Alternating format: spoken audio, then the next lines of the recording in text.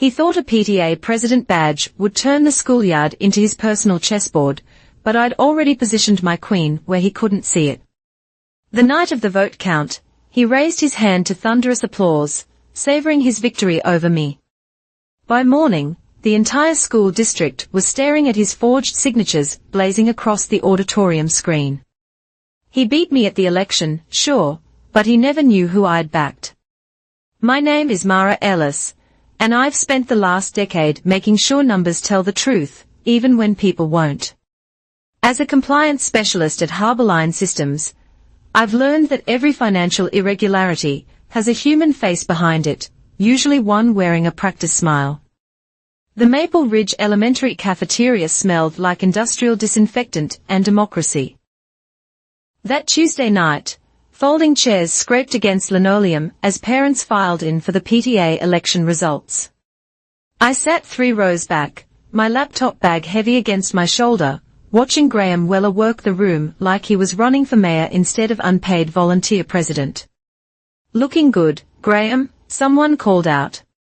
He flashed that contractor's grin, the one that had somehow charmed my mother into marriage 5 years ago, and waved like he'd already won. He had, of course. I'd counted the votes myself an hour earlier as part of the election committee. Graham, 67, Ava McKinney, 54. A narrow victory, but enough. "Ladies and gentlemen," the outgoing president announced, "your new PTA president, Graham Weller." The applause felt rehearsed. Graham bounded to the podium, his bulk making the whole structure wobble. My mother, Diane, beamed from the front row, her hands clasped like she was at church. My younger brother, Noah, home from Ohio State for the weekend, gave a half-hearted clap from beside her. "Thank you. Thank you all," Graham boomed into the microphone. "This is about our kids. About making Maple Ridge the crown jewel of West Hartwell." I kept my expression neutral, even as he caught my eye and winked.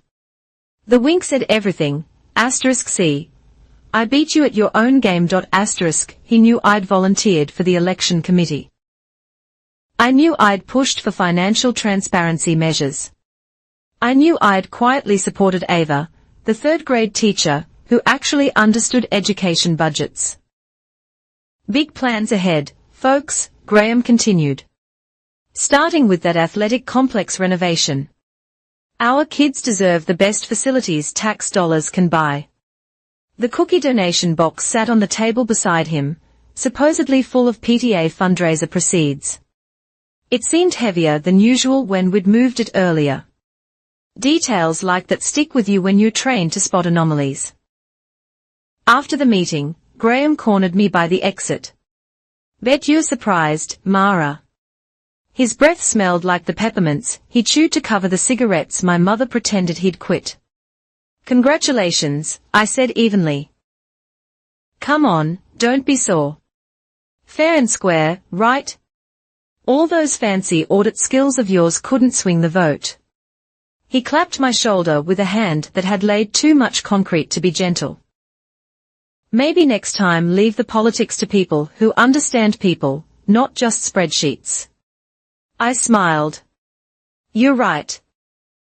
You definitely understood what people wanted to hear." He laughed, missing the edge in my voice, and strutted off to glad hand more parents.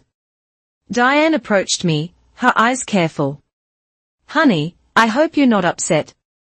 Graham really does want what's best for the school." "I'm sure he does, Mom." I hugged her, noticing how thin she'd gotten. "Drive safe. I've got some work to finish up at home."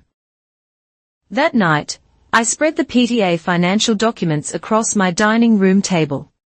The spending ledger showed unusual entries, facility enhancement sponsors with no attached receipts, vendor payments to companies I couldn't trace, and someone had been playing with the cookie sale numbers, adding zeros where they shouldn't be.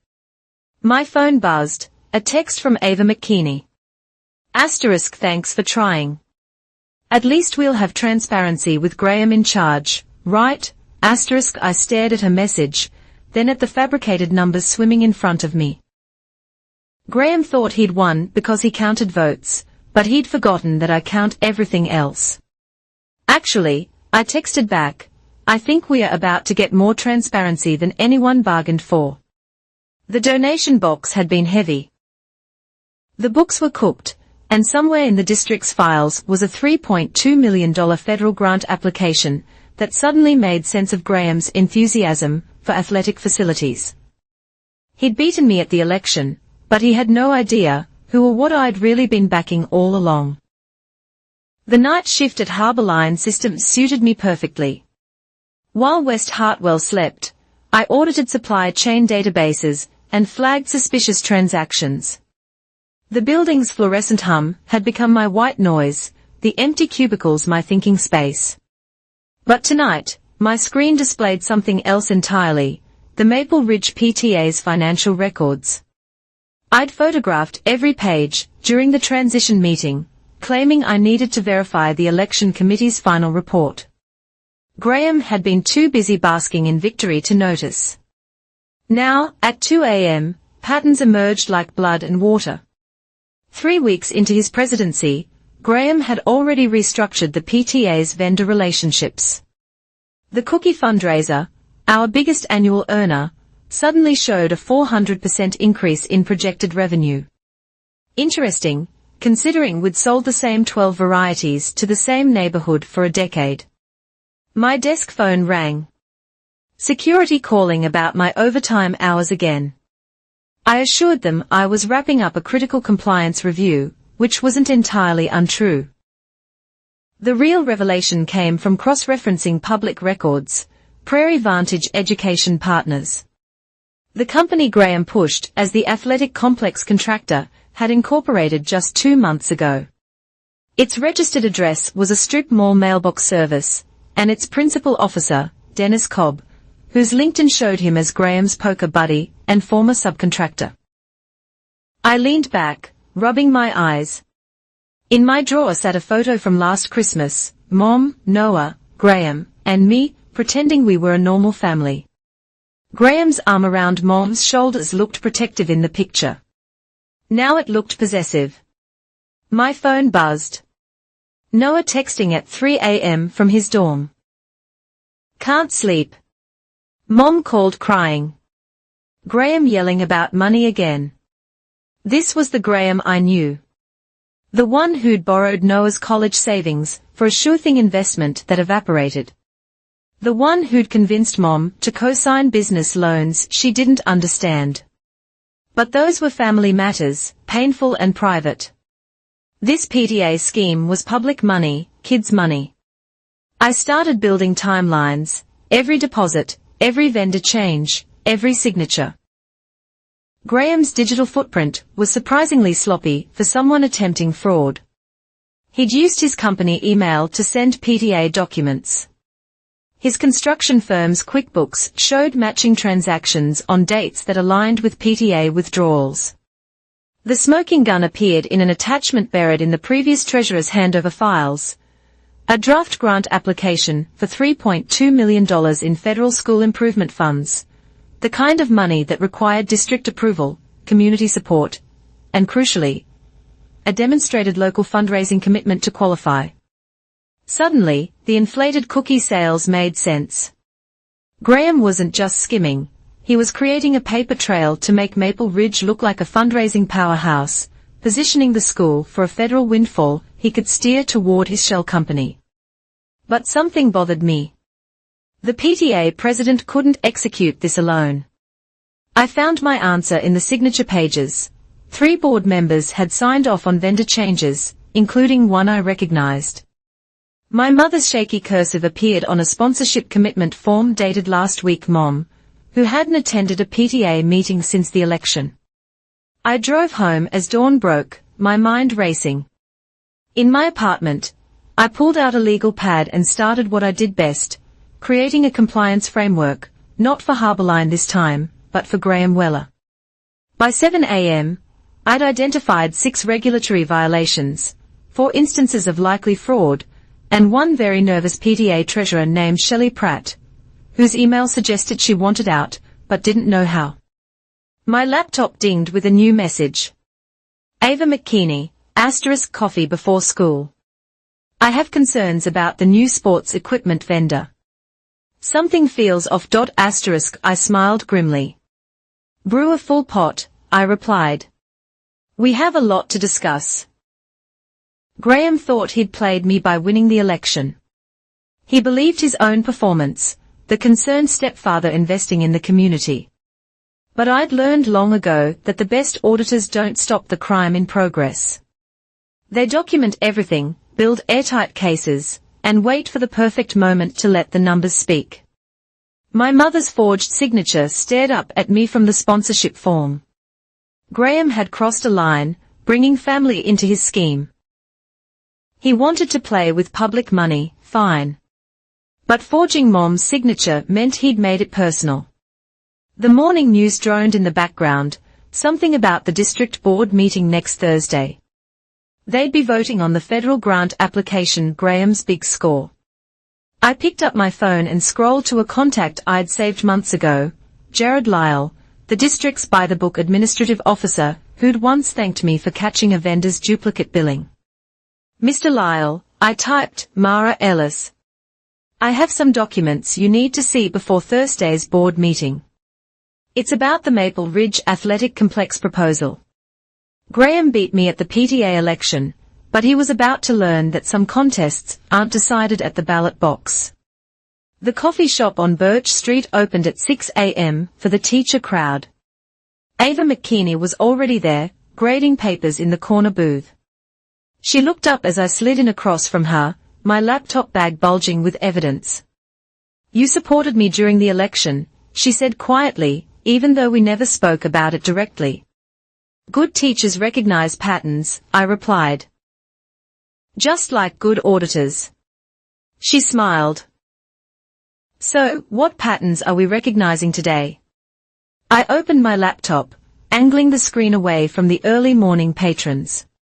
3 months ago, you asked the PTA board for transparency in vendor selection. Graham shut you down, called it micromanaging. But you kept copies of everything, didn't you? Her eyes sharpened.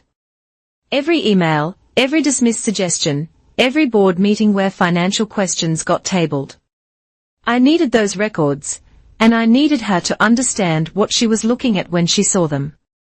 I pulled up the shell company documentation. But first, you should know I've been preparing for this since before the election. Ava leaned forward. You knew he'd win. I made sure he would, I corrected. You had 61 votes. Actually, I convinced 7 parents to switch at the last minute. Her coffee cup stopped halfway to her lips. Why? Because a corrupt PTA president is a local embarrassment. A corrupt PTA president who steals federal education money. That's a criminal. Graham needed enough rope, and he needed to think he was untouchable. I walked her through the scheme, watching her teacher's instincts process the information. She took notes in perfect cursive, asking the right questions. When I showed her my mother's forged signature, she winced. We need more than suspicious transactions, she said finally. We need Graham's direct connection to Prairie Vantage. Already working on it, I said, but I need your help with something else. I pulled up the district's FOIA request portal. File these requests exactly as I've written them. Your name carries weight, respected teacher concerned about proper procedures. Mine would raise flags. She reviewed the documents, financial disclosures, meeting minutes, email chains. This is extensive. It's methodical. Graham's sloppy, but he's not stupid. We need parallel evidence chains.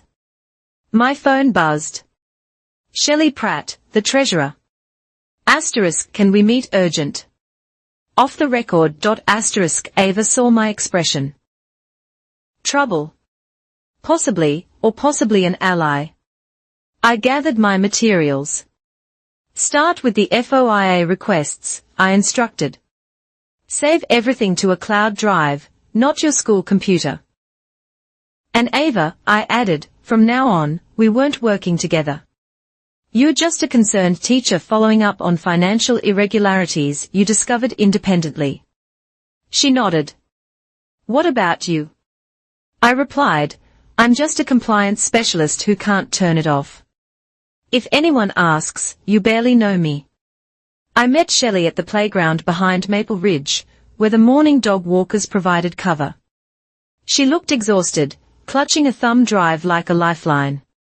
I can't do this anymore, she began. Graham's asking me to sign things I don't understand.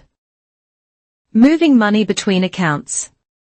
He says it's standard procedure, but it's not, I confirmed. How long has this been happening? Since day one. He brought in this whole new system, said the old way was outdated, but Mara, there's something else. She handed me the drive. I've been keeping backups.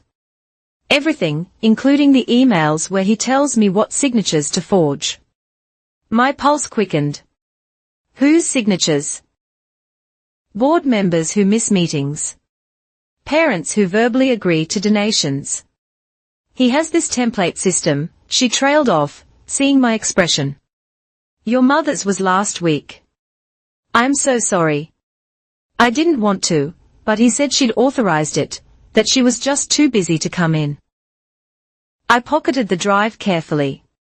Shelley, you did the right thing, but I need you to keep playing along for now. Can you do that?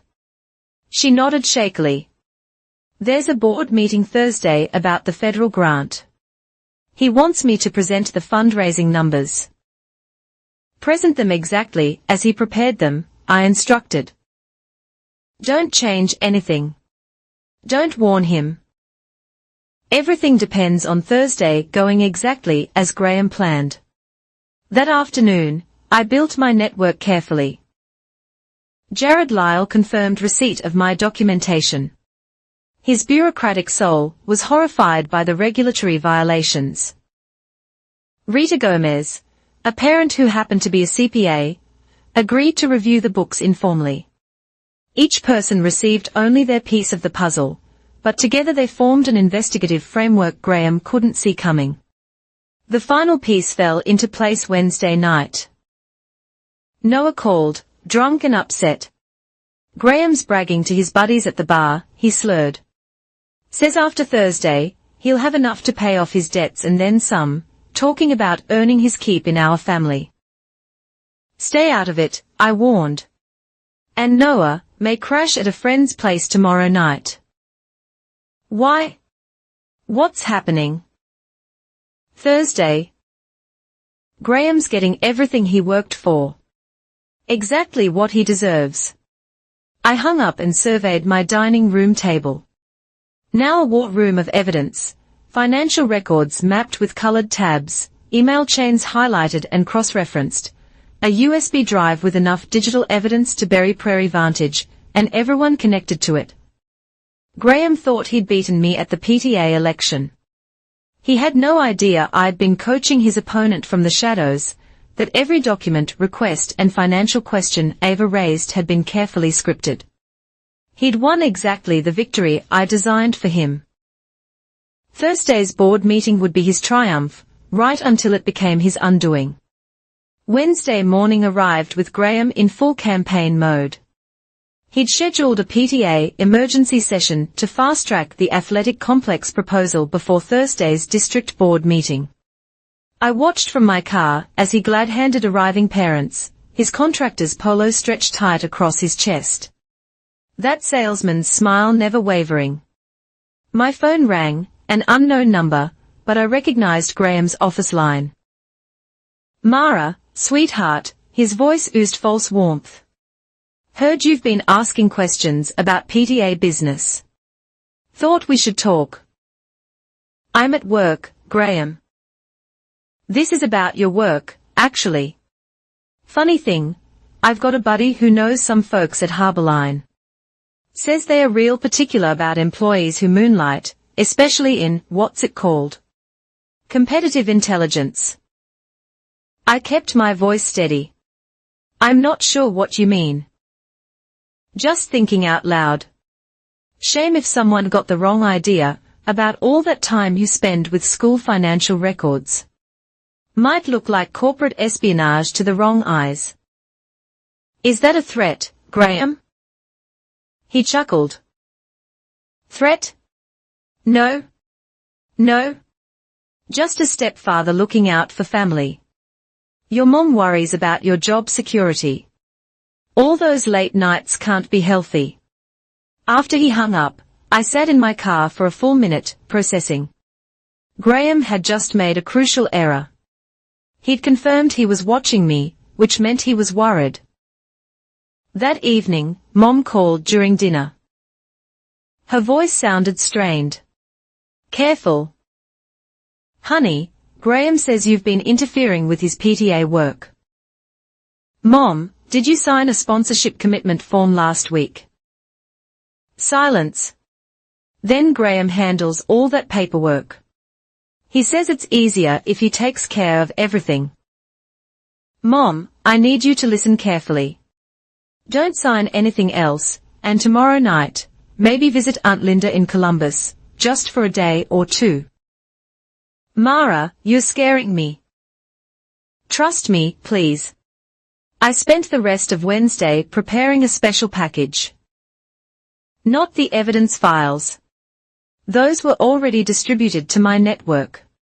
This was something different, a FOIA request carefully crafted to seem routine. The kind of busy work inquiry that would annoy Graham just enough to make him responsive. I submitted it through the district portal at 11:47 p.m., timing it to land in Graham's inbox first thing Thursday morning. The subject, Request for PTA Vendor Certification Documents. Boring, procedural, the kind of thing a compliance specialist might file out of habit, but I'd worded it specifically to trigger Graham's paranoia, referencing audit trails and federal compliance standards, just enough to make him think I was fishing blindly, not sitting on a mountain of evidence. Thursday morning, I arrived at work early, maintaining my normal routine. At 8:15, my phone buzzed. Graham had taken the bait. His response to the FOIA request was a masterpiece of overcompensation. Instead of the simple vendor list I'd requested, he'd attached dozens of documents, trying to bury me in paperwork, construction permits, insurance certificates, contractor recommendations. And there, in his haste to seem transparent, he'd included something damning, email metadata showing document creation dates that preceded the PTA vote to hire Prairie Vantage, internal memos discussing the athletic complex from his personal email, and most crucially, a draft contract with payment schedules that matched the inflated cookie fundraiser deposits exactly. Graham had been so eager to overwhelm me with compliance theater that he'd handed me the very evidence I'd been missing. I forwarded everything to Jared Lyle with a simple note, per your request, supporting documentation for tonight's presentation. The district board meeting was scheduled for 7 p.m. At lunch, Shelley texted that Graham wanted her there by 6:30 to prep the numbers. I told her to be there at 6:45 instead. Every minute would count. That afternoon, I took a half day off work. Officially, I was dealing with a family matter. Unofficially, I was coordinating the final pieces. Ava had filed 12 FOIA requests, each one raising different concerns about procurement procedures. The district's legal team was scrambling to respond before the meeting. Rita Gomez had prepared her own analysis of the PTA books, finding $47,000 in accounting irregularities that demanded explanation. Jared Lyle had quietly added a public comment period to the board agenda, moving it before the grant vote instead of after. By 5 p.m., everything was in motion. I sat in my apartment, laptop open, watching the district's live stream portal queue up for the meeting. Graham's triumph was hours away. My phone lit up with texts from Mom. She was at Aunt Linda's. Confused but safe, Noah confirmed he was staying on campus. The family pieces were clear of the blast radius. At 6:15, Graham posted on the PTA Facebook page. Excited to share our vision for Maple Ridge's future tonight. This is what community partnership looks like. I stared at his post, at the comments from parents who had no idea what was coming. Graham had built his scheme on their trust, their hope for better facilities for their children. He'd weaponized their good intentions. At 6:55, I closed my laptop and headed for the door. The district building was a 10-minute drive. I'd watched Graham's show in person. He wanted to win so badly, he'd forgotten the first rule of fraud: the cover-up is always worse than the crime. And thanks to his paranoid document dump this morning, his cover-up was now public record. Graham Weller was about to learn what happened when you threatened a compliance specialist who'd already documented your crimes. He'd pushed all his chips to the center of the table. Time to show him my hand. The puzzle pieces clicked together with algorithmic precision. What started as suspicious patterns had crystallized into a criminal conspiracy. Each revelation building on the last. It began with Shelley's USB drive. Hidden among routine PTA files was a folder labeled GW Personal. Graham's digital fingerprints were all over it. The metadata alone told a story: documents created on his work computer during business hours, using his construction company's Microsoft Office license. But the smoking gun was an Excel spreadsheet titled Cash Flow Projections Athletic.xlsx. Graham had mapped out the entire scheme: inflate PTA fundraising numbers, qualify for the federal grant, award the contract to Prairie Vantage, then invoice through 3 different subcontractors to hide the money trail. I cross-referenced every transaction with public records. The sports equipment vendor that received $15,000 last month. The address belonged to a storage unit. The facilities consultant paid $8,000 for assessment services. Graham's former concrete supplier, who'd gone bankrupt last year. The web of connections grew more intricate. Dennis Cobb, Prairie Vantage's paper president, had received a loan from Weller Construction 2 days after incorporating, the loan amount exactly what was needed to meet bonding requirements for district contractors. Jared Lyle's cooperation proved invaluable. His access to district systems revealed that someone had been drafting contract documents weeks before the PTA vote. The digital signatures showed careful spacing, as if someone had been practicing my mother's handwriting. There's something else, Jared said during our Wednesday meeting. The federal grant application requires board attestation. Every board member has to sign, confirming the fundraising numbers are accurate. I pulled up Shelley's files again. There it was, a signature page with 5 names, including Mom's. But the document properties showed it had been created as a single image, then digitally inserted into the PDF. Graham hadn't just forged signatures, he'd created an entire false attestation document. Rita Gomez's accounting analysis revealed another layer. The inflated cookie sales weren't random. They precisely matched what the district needed to show a 40% increase in community investment, a key metric for federal funding. Graham had reverse-engineered the numbers, working backward from his goal. But Graham's sloppiness emerged in the details. He'd used the same PDF signature template across multiple documents, creating an identical pixel pattern. He'd forgotten to sanitize EXIF data from scanned documents, leaving breadcrumbs to the FedEx office store where he'd uploaded files from his company account. The most damning evidence came from an unlikely source: the PTA's email system. Graham had set up mail forwarding rules, automatically copying certain board communications to his personal accounts. He thought he was monitoring potential problems. Instead, he'd created a perfect evidence trail of his conspiracy. I assembled everything into what I called the packet, 47 pages of documentation, cross-referenced and annotated. Financial records showed money flowing in circles. Email chains revealed Graham pressuring Shelley to backdate deposits. Construction permits exposed Prairie Vantage's lack of experience with educational facilities. Thursday afternoon at 4 p.m., I made my final preparations. I encrypted copies of everything, uploaded them to secure cloud storage, and created a distribution list. If anything happened to derail tonight's plan, the evidence would automatically release to local media, the FBI's Public Corruption Unit, and the State Attorney General's office. At 5:30, I discovered Graham's final miscalculation in his paranoid FOIA response that morning. He'd included an email thread I hadn't seen before. It showed him coaching someone on how to respond to potential audit questions. The recipient was a district employee who'd been helping expedite his paperwork.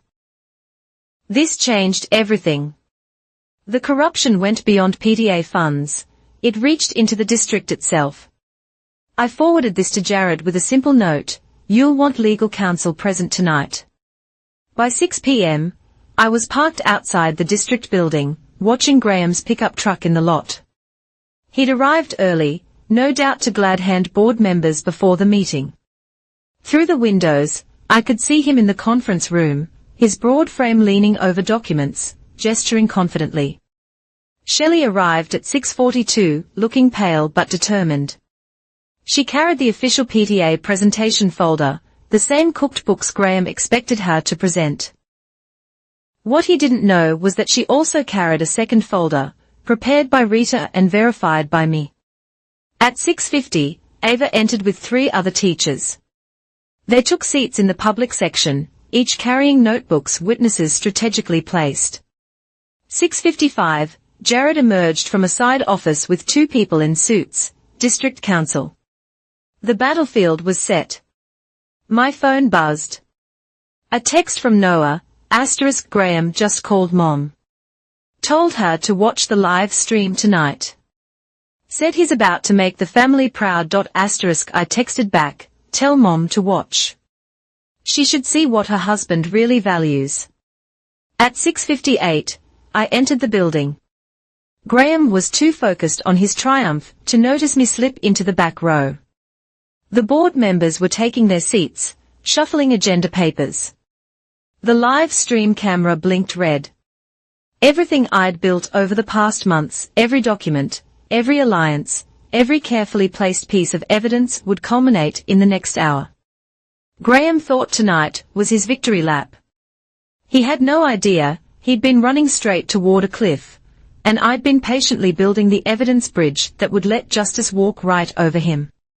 The board president called the meeting to order. Graham straightened his tie, checked his notes one last time, and prepared to pitch his $3.2 million fraud. The trap was set. All that remained was letting Graham spring it himself. The West Hartwell District boardroom hummed with anticipation. Board members sat behind their curved desk like judges, nameplates gleaming under fluorescent lights. The public gallery was fuller than usual. Word had gotten out that tonight's vote involved serious money. Graham sat in the front row, his PTA president badge prominently displayed. He kept checking his phone, probably reviewing his talking points one last time. Shelley sat beside him, clutching both folders, her knuckles white. Next item, the board president announced, the Maple Ridge Elementary Athletic Complex Improvement Grant. Mr. Weller. Graham rose with practiced confidence, buttoning his blazer as he approached the podium. The live stream camera tracked his movement. Good evening, board members. As PTA president of Maple Ridge Elementary, I'm proud to present our application for the $3.2 million federal improvement grant. He clicked his remote, and the projection screen filled with glossy architectural renderings. A state-of-the-art athletic complex, complete with indoor basketball courts and an Olympic-sized pool. Parents in the gallery murmured appreciatively. Our community has shown unprecedented support, Graham continued. Through grassroots fundraising, we've increased our PTA revenue by 400% in just 3 months. Cookie sales alone generated $180,000. I watched board members exchange glances. Those numbers should have triggered immediate skepticism, but Graham pressed on, his contractor's charisma in full effect. Prairie Vantage Education Partners has provided a comprehensive proposal. They are ready to break ground immediately upon funding approval, he gestured to the projection. Our children deserve these facilities. Maple Ridge deserves to compete with the best schools in Ohio. The board president nodded. Thank you, Mr. Weller. We'll now open the floor for public comment before the vote. This was the deviation from the agenda. Graham's smile flickered as Jared stood up from the staff table. We've scheduled 15 minutes for community input, Jared announced, his bureaucratic monotone betraying nothing. Ava McKinney was first to the microphone. Ava McKinney, third-grade teacher at Maple Ridge, she began. I have concerns about the vendor selection process. She placed a manila folder on the podium. I've submitted 12 FOIA requests over the past week regarding Prairie Vantage Education Partners.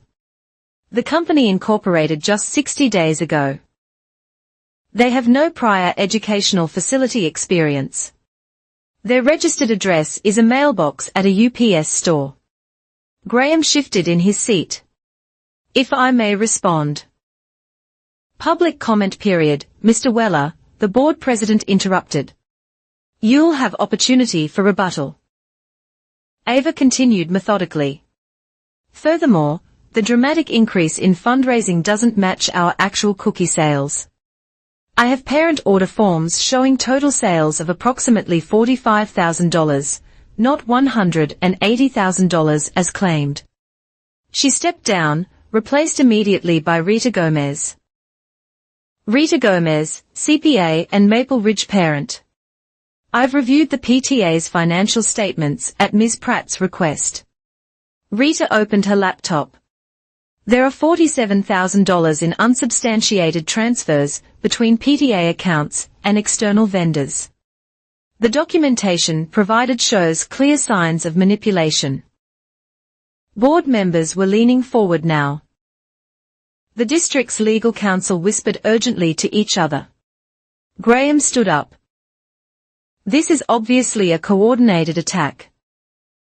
Mr. Weller, please remain seated during public comment, the board president said sharply.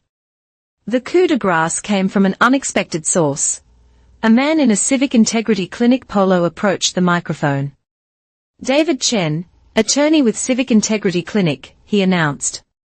We were contacted this week regarding potential fraud in federal grant applications.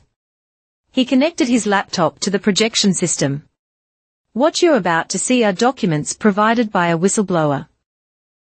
The screen filled with Graham's Excel spreadsheet, his entire money laundering scheme laid out in his own cells and formulas. Gasps rippled through the room. This document was created on Mr. Weller's computer during business hours and shows premeditation to defraud federal education funds. The next slide showed the signature attestation page. These board signatures were digitally forged. Pixel analysis confirms they were created from a single template, then inserted into the document. Graham was on his feet again. Those are fabricated. Mr. Weller, the board president's voice cut like ice. Are you suggesting these aren't your documents? David continued relentlessly. We have email evidence of Mr. Weller instructing the PTA treasurer to falsify deposit records. We have proof that Prairie Vantage Education Partners is a shell company owned by Mr. Weller's associate. We have documentation that construction materials invoiced for athletic equipment were actually delivered to Mr. Weller's commercial projects. The boardroom erupted. Parents shouted questions. Board members demanded answers. Graham's face had gone from red to pale, his salesman's smile finally cracking. Furthermore, David raised his voice over the chaos. We have evidence that a district employee has been facilitating this scheme. We've provided all documentation to appropriate authorities. The board president called for order. Mr. Weller, given these allegations, do you wish to withdraw the grant application? This is a witch hunt. I've done nothing but try to improve our school. Graham gripped the podium. Mr. Weller, the district's legal counsel stood up. I strongly advise you to stop talking.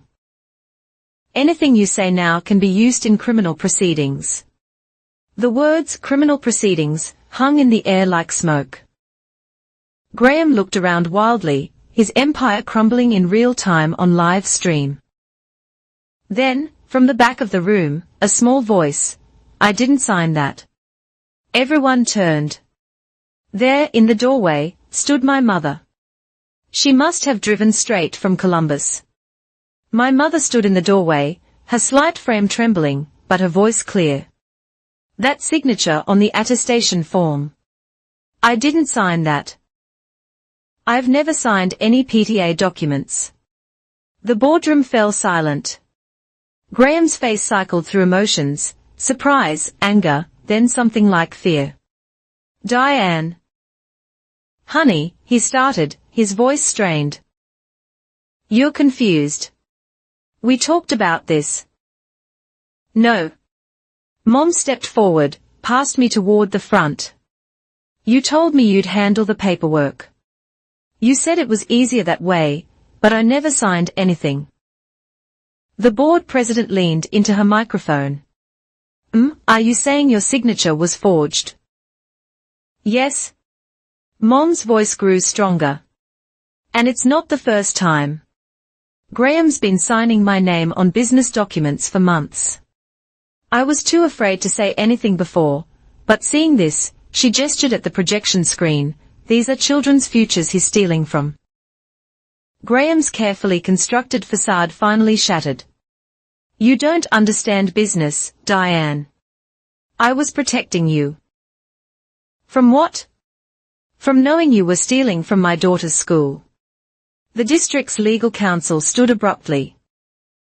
We need to suspend this meeting pending law enforcement involvement. The board president held up a hand. First, let's address the immediate matter. All in favor of rejecting the Maple Ridge Athletic Complex grant application. 7 hands raised, immediately unanimous. Motion carries. The application is rejected. She turned to the gallery. I'm calling an emergency recess. Nobody leaves this room. Graham started toward my mother, but 2 security officers stepped forward. Jared must have arranged for extra security tonight. Ava McKean stood up. As a Maple Ridge teacher and concerned citizen, I move for an immediate vote of no confidence in Graham Weller as PTA president. You can't do that here. Graham sputtered. Actually, Shelley Pratt finally spoke, her voice shaking but determined. According to PTA bylaws, any board member can call for an emergency vote in cases of financial misconduct. I second the motion. Parents throughout the gallery began standing. Third. Fourth. I vote yes. It was chaos, but purposeful chaos. Graham stood isolated at the podium, watching his carefully built kingdom crumble in minutes. The projection screen still displayed his fraud road map. Someone, probably David from the Civic Integrity Clinic, had switched to a new slide, Graham's email instructing Shelley to make the numbers work, and Diane won't notice if you sign for her. This is entrapment. Graham shouted. The boardroom doors opened. 2 uniformed officers from the West Hartwell Police Department entered, followed by a detective I recognized from a previous Harborline case. Graham Weller, the detective's voice was professionally neutral. We need you to come with us for questioning regarding fraudulent use of federal grant applications and identity theft. Identity theft. Graham's voice cracked. Identity theft, under Ohio law, the detective explained. Please come quietly, Mr. Weller. As they led Graham toward the door, he turned back to look at my mother. Diane, tell them. Tell them this is all a misunderstanding. Mom lifted her chin, finding strength I hadn't seen in years. The only misunderstanding was mine. Thinking you'd changed, thinking you actually cared about this community instead of just seeing dollar signs. Graham's face twisted. This is her doing, isn't it? He pointed at me. Your daughter's been plotting.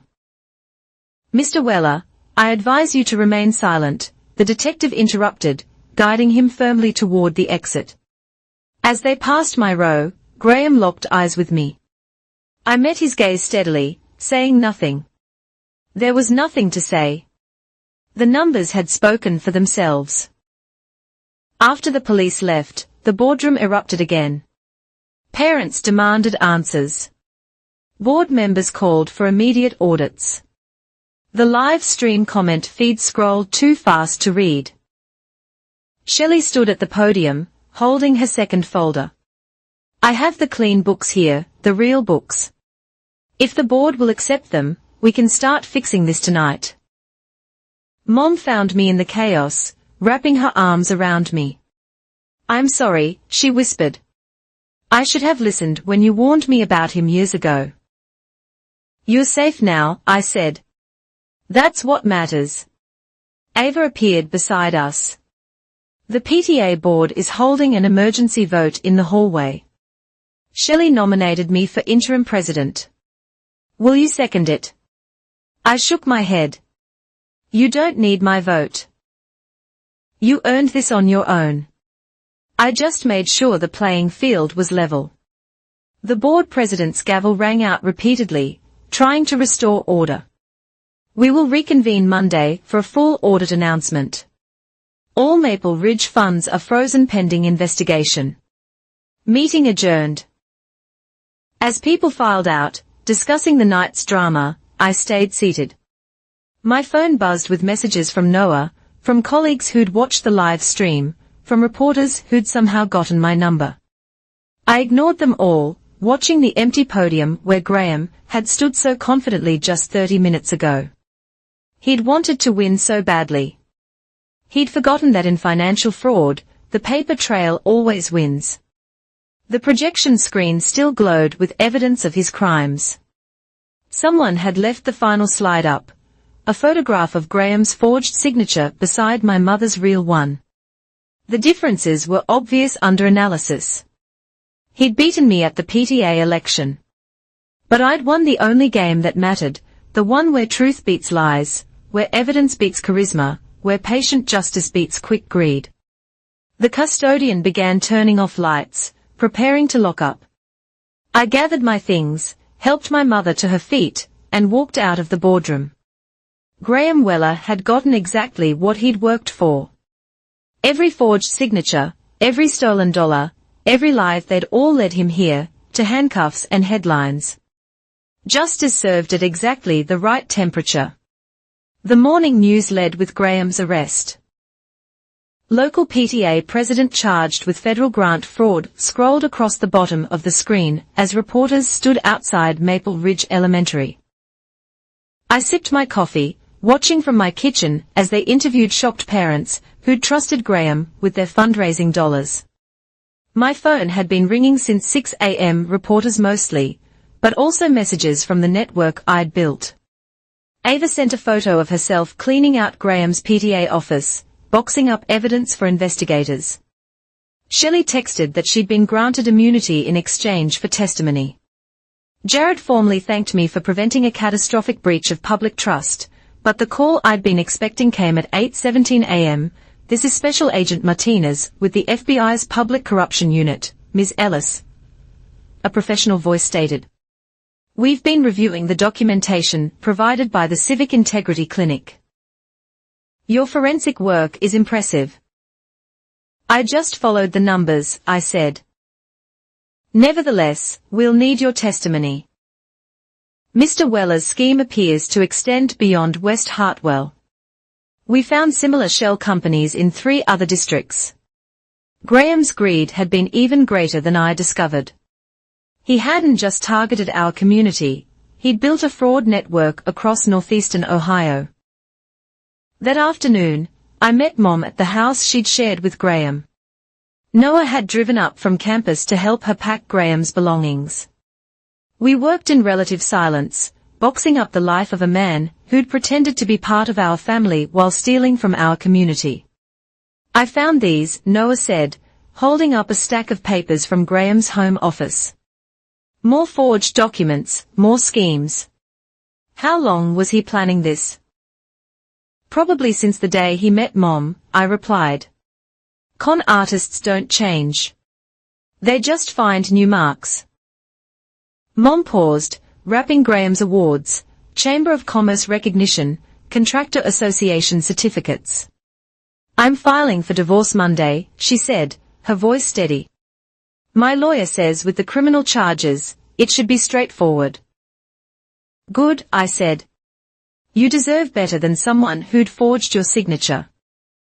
She smiled sadly. I should have listened when you first raised concerns. You saw through him immediately. I see patterns for a living, Mom.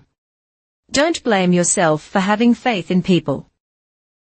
That evening, the PTA held its emergency meeting in the Maple Ridge cafeteria, the same room where Graham had celebrated his victory just weeks ago. Parents packed the space, demanding accountability and reform. Ava stood at the podium, calm and prepared. As interim president, my first act is full transparency. Every document, every transaction, every decision will be publicly available. No more backroom deals, no more ignored concerns. The vote was unanimous. Ava McKinney, the teacher who'd lost the rigged election, was now PTA president. The parents also voted to implement new financial controls, mandatory dual signatures, quarterly audits, and open budget meetings. Furthermore, Ava announced, an anonymous donor has offered to cover the legitimate expenses Graham claimed were funded by cookie sales. Our students won't suffer for his crimes. I smiled from the back row.